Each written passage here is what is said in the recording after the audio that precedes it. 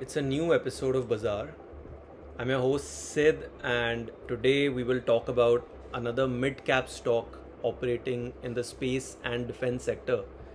Uh, I want to talk more about small caps and mid caps more because that is where there is a lot of risk, but that is where the opportunity lies as well. So today I'm going to be talking about MTAR Technologies, which is a company which is engaged in the business of manufacturing machine equipments, assemblies, spare parts for various applications in clean energy, space, defense, and engineering industries. So like it's an engineering company which covers a lot of different applications, and MTAR made significant contributions to the Chandrayaan 3 mission by manufacturing core parts of the rocket engine and the core pumps for the cryogenic engine. And not only Chandrayaan 3, but apart from this, it also offers various products to ISRO, like the liquid propulsion rocket engine, the cryogenic engine subsystems, and also manufacturing of various critical structures for ISRO. So there's a lot of heavy engineering stuff that's going on, and MTAR it has those R&D capabilities. It has like 7 R&D units which are strategically located near major customers. And I'm not an aerospace engineer, but the list above, like these rocket engines, cryogenic engines, the parts, pumps, uh, looks pretty impressive. Like I think it shows that MTAR has built a good relationship with ISRO over the years and has those manufacturing capabilities, right? So MTAR has also signed an MOU recently with InSpace, another space organization in India, for design and development of a low Earth orbit satellite launch vehicle, which will have a payload capacity of 500 kg. So, a lot of exciting stuff when it comes to space. They're developing like a lot of use cases around that. And you would think that, MTAR is deriving a lot of revenue from space projects, but that's not true, right? It is clean energy which contributes the highest share when it comes to revenues, and it also makes money from nuclear and defense projects. So I've written a blog where I've covered all of this in more detail. Like if you want to check what kind of business is MTAR doing, read that blog, because obviously I cannot talk about everything on this. People don't have that kind of attention span on a video or on a podcast. But if you want to find more about the company, read that blog. And let's talk about the positives now. So first, I think the biggest positive for MTAR is that it operates in a lot of high growth segments, like defense, space, clean energy. These are themes of the future, and revenue grew by 78% in FY23, and management expects a 40 to 50% revenue growth in FY24. So I must say that that's quite impressive. Like that's almost like exponential growth. That's how it looks like. And the order book stands at more than 1000 crore, and it expects to win another 1200 crore of orders in FY24, taking the total order book to 2200 crore, somewhere around that. And that kind of order book gives you a good revenue guidance, like gives you a good visibility into the future.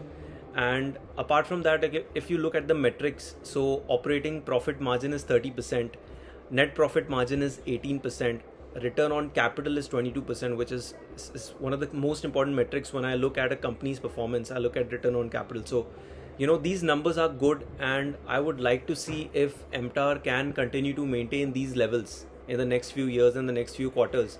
And one significant development is that MTAR recently received a defense industrial license, which will enable it to produce various products for the defense sector. So right now the defense sector does not contribute a lot in revenues, but going forward, this should enable them to cater to a lot of other defense applications. And MTAR is also investing in capacity expansion in Europe, US for the energy storage system division. And once these facilities are up and running, I think it should positively boost revenues.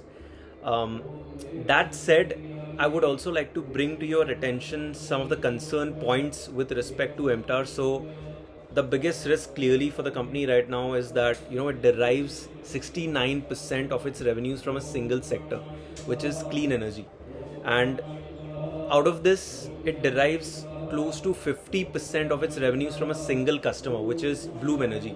So let's say tomorrow if something happens to Bloom Energy or clean energy as a sector, it suffers a slowdown, which will happen, I think, in the next few years because of the long drawn recession that's happening out of India. This will significantly impact MTAR. Anything happens to Bloom or the clean energy space. And another problem is that its working capital requirements are increasing. So receivables have gone up. It is piling up on more inventory, and all of this means that the company is using more cash than it is generating. And as at 31st March 23, the company's cash balance was only 31 crore. So that is a major cause of concern. And lastly, I would say the promoter holding in the company has been slowly reducing. The stock has gone up quite a bit in the past few months. I would say more than 120%, and the promoters are selling stake. So that shows that even they feel that the valuation is not justified. The valuation is not justified at this level, and that's why they're trimming down their holding. So at a market cap of 8,400 crore, at a PE of 78, I think the stock looks expensive. It is already up by, not 100%, but 70% in the last 9 months. And I do think that the company has a lot of positives, like revenue growth has been good. Order book is steadily growing, and the defense business also should increase in the future. Like it has received this license. So there are positives, but it needs to reduce its dependence on Bloom Energy and clean energy as a segment and reduce its outstanding receivables, which I believe could impose a risk on the company going forward. And even customer concentration is a red flag. When we analyze a company, we don't want one customer generating most of the revenues, because you can see a lot of examples. Even if you look at Intel, it was heavily reliant on Apple to generate like a lot of revenues from the chip business, but now Apple is making its own chip, and that has significantly impacted Intel. So customer concentration is a red flag, and even high working capital requirement is a cash flow strain. So my advice would be to watch the stock, learn more about the company and the sector.